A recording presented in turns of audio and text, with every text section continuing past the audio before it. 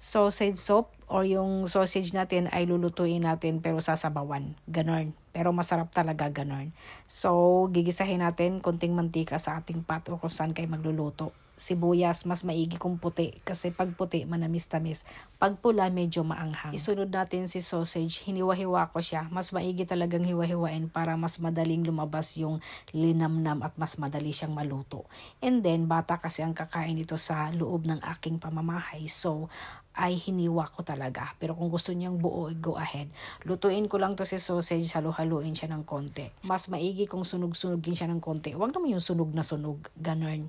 Tapos, isunod ko si patatas at saka si carrots. Si carrots ay niluto ko na pala yan sa microwave or parang hinaf ko na lang siya kasi ewan ko ba, ba't matigas ang carrots sa Japan. Ayun. Mas malambot kasi yung patatas dito. Hot water. Bakit hot water? Para mas madali siyang maluto.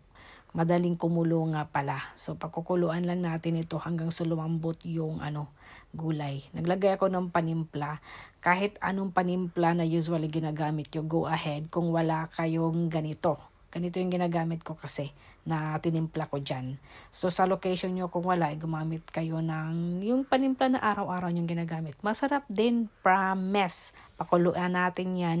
And then, ayan, kumulo na siya.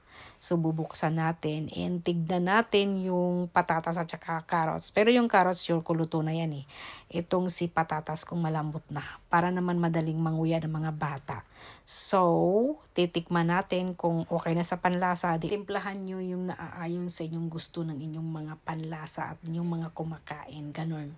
Haluin siya ng konti. So, ito, charang. Yan na yun ang ating sausage na saba.